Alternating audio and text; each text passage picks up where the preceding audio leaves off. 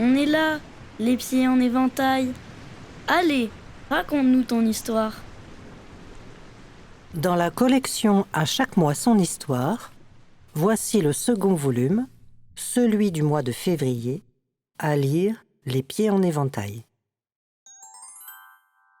Une fête en hiver, écrit et illustré à partir de dessins d'enfants.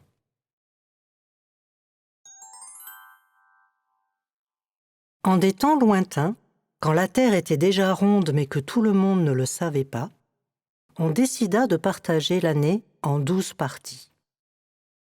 Ces 12 parties s'appelèrent des mois. Il ne suffisait plus que de les nommer. En référence à des divinités, on décida qu'ils porteraient le nom de janvier, février, mars, avril, mai, juin, juillet, août, septembre, octobre, novembre et décembre. Ne pouvant pas faire un partage équitable si l'on voulait que l'été reste en été, et chaque saison à sa place, on décida de leur attribuer à chacun 30 ou 31 jours. Par orgueil et plaisir, Jules César, en son temps, enleva un jour au mois de février, pour le rajouter à son mois, celui de juillet, aussi appelé Julius.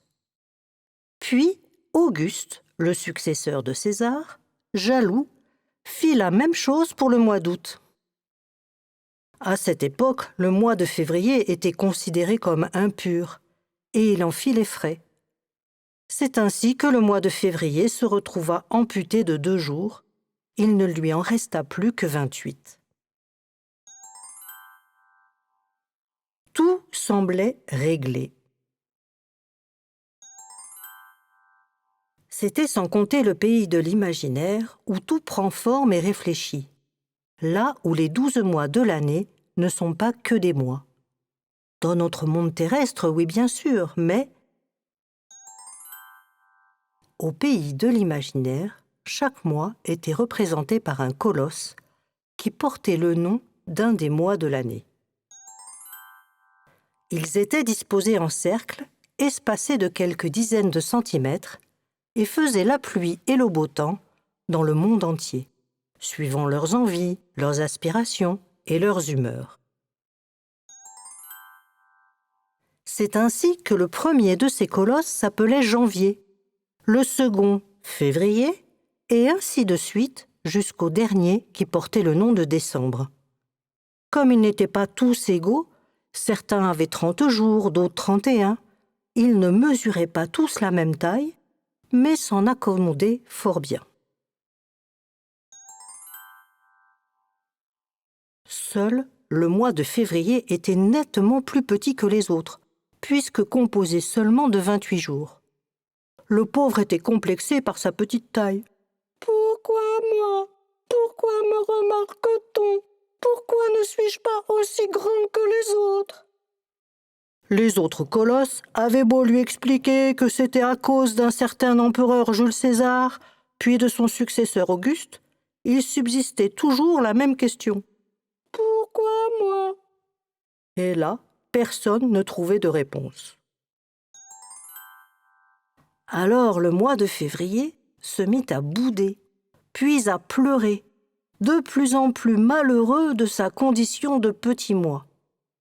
Il pleurait tellement que le mois de février devint un mois terriblement pluvieux, venté car il n'arrêtait pas de se moucher, et triste. Plus les années passaient, plus le mois de février était redouté par tous sur terre, car difficilement supportable par son climat. Les déluges devenaient fréquents, la neige faisait souvent son apparition, les tempêtes provoquaient des catastrophes, les cyclones, les ouragans menaient à mal la planète Terre. Alors, les 12 colosses, toujours réunis en cercle, décidèrent de chercher une solution afin de consoler leur ami février. Juillet et août plus forts que tous, car ce sont les seuls mois de l'année qui se suivent avec 31 jours chacun, eurent une ingénieuse idée.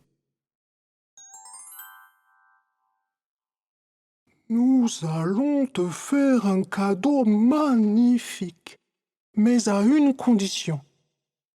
Ce cadeau sera une fête extraordinaire où tout le monde se déguise et se divertit.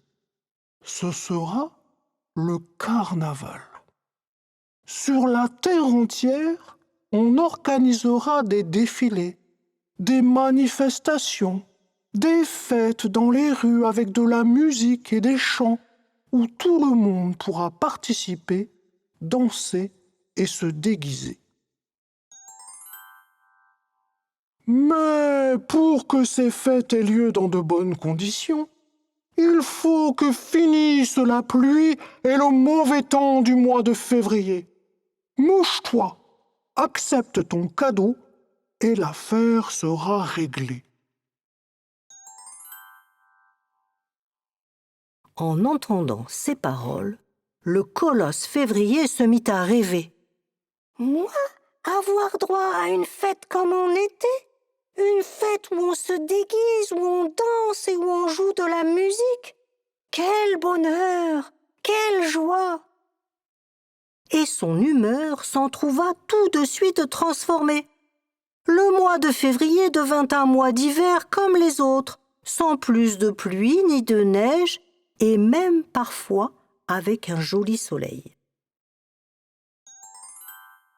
Et depuis, tous les ans, sur la planète Terre, ont lieu des dizaines de carnavals pendant le mois de février.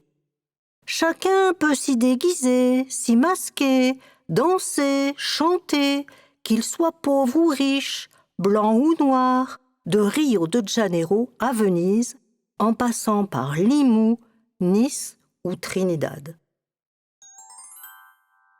Quant à vous expliquer pourquoi le mois de février a parfois 29 jours, c'est une autre histoire.